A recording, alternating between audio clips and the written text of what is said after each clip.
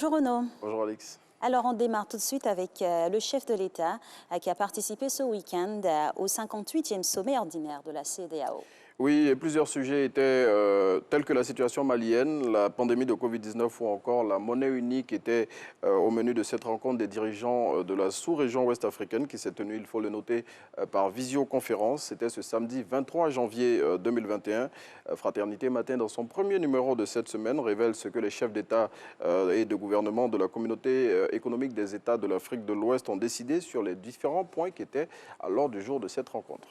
On passe maintenant aux législatives prévues pour le 6 mars prochain. La liste des candidats des partis politiques sont disponibles. Oui, la date limite de dépôt des candidatures, c'était le vendredi dernier. Passé cette étape, les formations politiques publient à présent les listes de leurs représentants.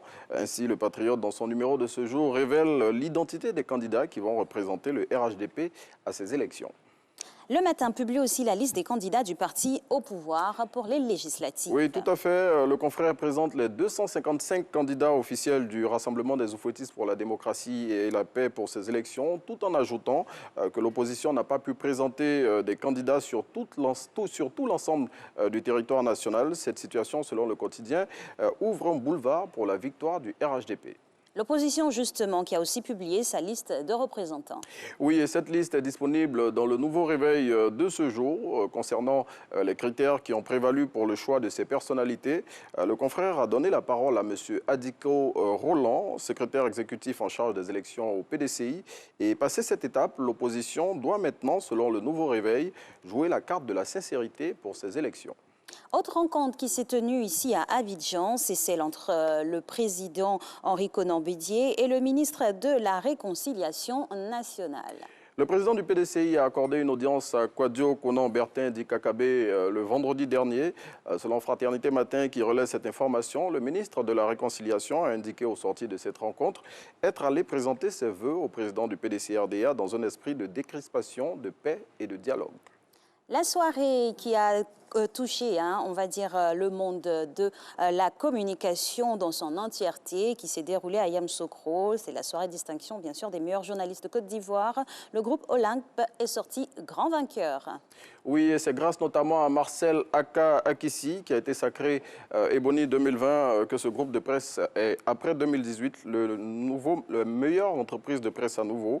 La journaliste de l'Inter succède à Serge Coléa de RTI 1, vainqueur de l'édition de l'année dernière. La Maison Bleue n'est pas repartie les mains vides de cette soirée de distinction, et ce, grâce à Ami Sissoko de RTI 1 et Adama Bakayoko et Kwadjo Armel de Radio Côte d'Ivoire, qui ont chacun remporté des prix sectoriels. Sans oublier Cheikh Koné. Oui. Alors, le Premier ministre a accueilli le vendredi dernier les dépouilles des soldats ivoiriens tués au Mali. Oui, et à cette occasion, Ahmed Bakayoko a déclaré que la mort de ces soldats renforce l'engagement de notre pays à œuvrer pour la paix au Mali et dans la sous-région.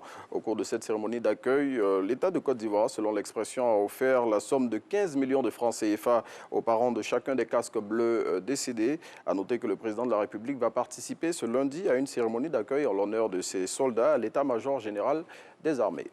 Et on sort du territoire ivoirien pour se retrouver en France où l'ancien président Thomas Sankara est immortalisé.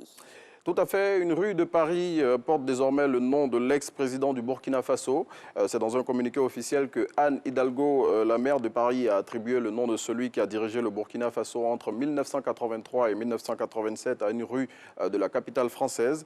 Cet acte, selon plusieurs observateurs, est une première dans l'histoire de la France. Tout à fait, et c'est un bel hommage pour cet illustre homme.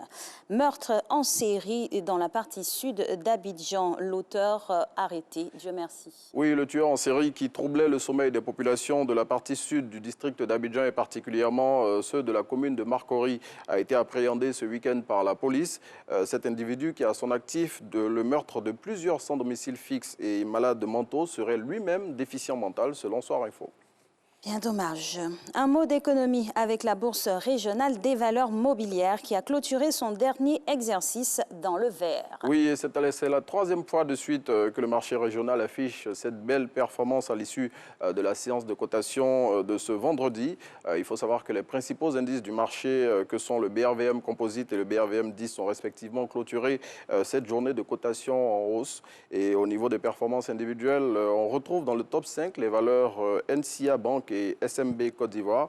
Et à l'inverse, Bolloré et Uniwax ont réalisé les plus grosses décotes de cette journée. Au total, les investisseurs ont transigé à hauteur de 131 millions de francs CFA au cours de cette séance. Voilà qui referme cette revue de presse. On se revoit demain. Bien évidemment, à demain. Au revoir. Alors,